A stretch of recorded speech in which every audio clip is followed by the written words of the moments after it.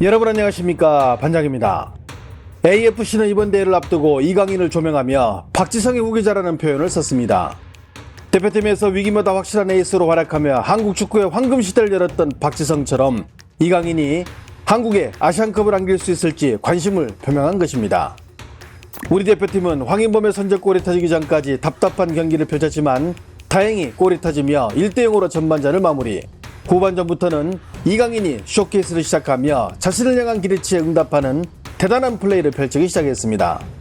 특히 바레인의 동점골을 허용하며 자칫 분위기가 넘어갈 수도 있는 상황에서 후반 11분 터진 이강인의 왼발 중거리 대포는 바레인의 전의를 완전히 상실하게 만들었으며 후반 23분 역습 상황에서 수비수 한 명을 녹이고 왼발로 부드럽게 감아찬 슛은 상대의 추격 의지를 완전히 꺾은 결정적 한 방이기도 했습니다.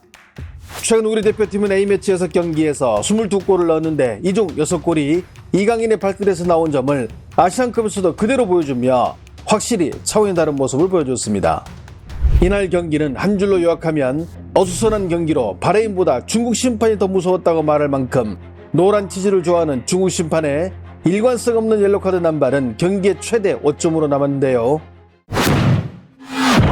반칙의 정도나 상황 등을 고려할 때 카드를 꺼내는 것은 어느 정도 이해할 수 있지만 이날 주심을 맡은 중국의 마닝 주심은 우리 선수들이 위험한 태클이나 반칙을 당할 때는 가만히 있더니 우리 선수들에게는 유독 엄격한 판정의 잣대를 들이대며 모두 5장의 옐로 카드를 남발. 특히 후반 1분 손흥민은 공과 관계없이 허벅지를 강하게 차이는 반칙을 당했는데 쌩까고 카드를 아끼는 판정의 일관성을 완전히 잃어버리는 호러쇼를 혼자 선보이며 바레인보다 심판이 더 무서운 공포영화를 보는 느낌을 주며 경기장을 찾는 관중들의 야유를 부르기도 했습니다.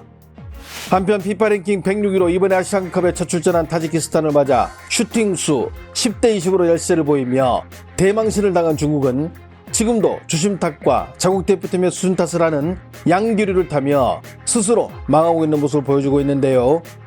먼저 카타르 현지에서 해설을 맡은 중국의 한 해설위원은 경기 후 신랄하게 주심을 비난했습니다. 裁判的问题，由于我们去年是放弃了亚洲杯的举办权，相当于是给亚足联制造了一个很大的麻烦。大家可以想啊，所以我觉得在判罚上面，大家做好心理准备，这场比赛只是一个开始，后2场比赛很有可能在判罚方面还会有很严苛的情况。希望第2场比赛中国队能够加油拿下吧。 하지만 중국의 전 국가대표였던 쉬량은 심판 탓보다는 중국팀의 수준 자체를 비판하는 정상적인 모습을 보여줬는데요. 唯独可能大家在裁判这个点上会有一些争议，但是说实话，我个人认为那个球吹越位也没啥毛病，那个球确实是在越位位上获利啊，应该是这样一个概念。态度不能说没有，有，但是没拼到点儿上。进攻也就这水平，没办法，你让中国队在后场组织进攻，他也确实不具备这能力啊，因为中场确实大家特点都不是进攻型，防守没有组织。 我认为这就是教练员的问题。如果是一支球队防守一盘散沙，空间给对手特别大，人与人之间的距离保持的不够好，层次也没有，那这就是教练员的责任。杨科维奇啊，我的感觉还是能力不够。我觉得小组赛出现的事儿啊，够呛。你们觉得呢？评论区告诉我。 중국의 신화 스포츠는 이강인이 멀티골을 기록한 한국이 바레인의 3대1로 승리한 소식을 전하며 자신들도 머쓱한지 자국의 마닝 심판이 이번 경기에 모두 7장의 옐로카드를 꺼낸 점을 헤드라인으로 보도했습니다. 특히 소우는 중국 주심 마닝이 전반에만 5장의 옐로카드를 꺼내는 등 한 경기에 모두 7장의 옐로카드를 꺼내드는 좀처럼 보기 드문 장면을 선보였다고 전하며 이번 아시안컵에서 기록을 세웠다고 보도했습니다. 덩신왕은 이강인이 멀티골로 활약한 한국이 바레인을 3대1로 제압했다며 관련 소식을 전했는데요. 매체는 이날 경기의 수훈 선수로 이강인과 김민재를 지목하며 한국팀의 골의 기점으로 관여한 김민재의 송구 패스와 이를 잘 받아 첫 골을 기록한 황인범과 특히 후반에 터진 이강인의 왼발 원더골은 한국으로 완전히 경기를 기울게 만들었다고 분석했습니다. 끝으로 덩신왕은 중국의 저명한 축구 해설위원인 황젠샹이 이날 경기 해설 중 우려를 표현한 부분을 소개했는데요.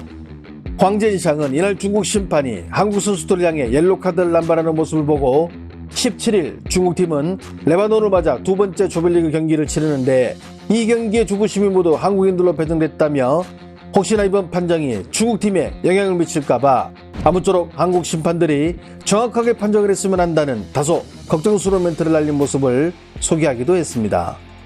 이날 우리와 바레인전을 생중계한 중국 CCTV는 경기 후 다음과 같이 총평했는데요. 这样呢，韩国队在一组的首场亮相中，3比1拿下了巴林队，取得了一个开门红。3比1拿下了巴林队，他们参加本亚洲杯比赛呢，肯定目标是奔冠军去的。毕竟他们的实力，他们在亚洲的排名，他们的身价，总和在亚洲都是。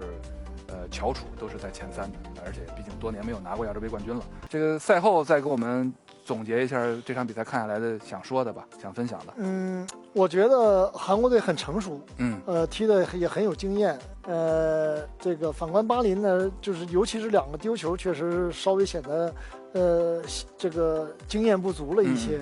那么其实韩国队用一个相对比较小的一个代价，刚才您当时说了有几个，比如黄牌多了，比如说这个孙兴民没进球了，也还有伤的这些可能有一点点代价，但是我个人认为就是他也通过很多的换人，把自己的更多的球员积极性调动起来，状态早到，我觉得后边还是值得期待的。那么日本和韩国肯定目标是至少进4强了。这2个队从第一场比赛来看，这个实力，冠军是不是绝对的热门候选？我觉得应该是比较绝对的，绝对的。但是同时你也得问，这个伊朗啊、沙特、卡塔尔啊，是不是答应？对。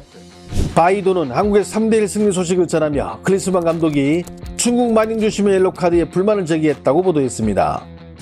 바이도는 클린스만 감독이 경기 후 심판과 악수도 하지 않으며 불편한 기색을 내비쳤다며 심하지도 않은 작은 경험에서도 옐로카드가 많이 나와 아쉬웠고 초반에 경고를 많이 줘서 많은 부분을 생각했다는 경기 후 가진 클린스만 감독의 인터뷰 내용을 전하기도 했습니다. 끝으로 바이도는 중국의 마닝주심은 중국 슈퍼리그에서도 옐로카드를 남발하는 것으로 유명한 인물인데 클린스만 감독이 이 부분을 몰랐던 것 같다며 마무리했습니다. 해당 경기를 본 중국 네티즌들은 어떤 반응을 보일까요? 인재가 많은 한국 축구가 부럽다. 우리는 갈수록 태보에 지금 아시아 3루가 됐는데 한국은 이강인이라는 또 한 명의 월클이 나타났네. 시합 총평, 심판이 작정하고 한국팀을 갈궜지만 가볍게 승리해버린 한국. 경기로는 한국을 이길 수 없으니 옐로카드로 한국팀 망치게 하려는 거겠지. 이강인 저 슛하는 스킬, 경험만 좀 더 쌓이면 진짜 월드클래스 미드필더 탄생할 듯. 이강인 이제 22살인데 볼 처리할 때의 저 과감성과 차분함, 여기에 연계성까지. 와, 이강인 진짜 지린다. 하지만 오늘의 MOM은 마닝주심. 이강인 차세대 아시아 천왕으로 등극 예정. 그에게서 메시의 그림자가.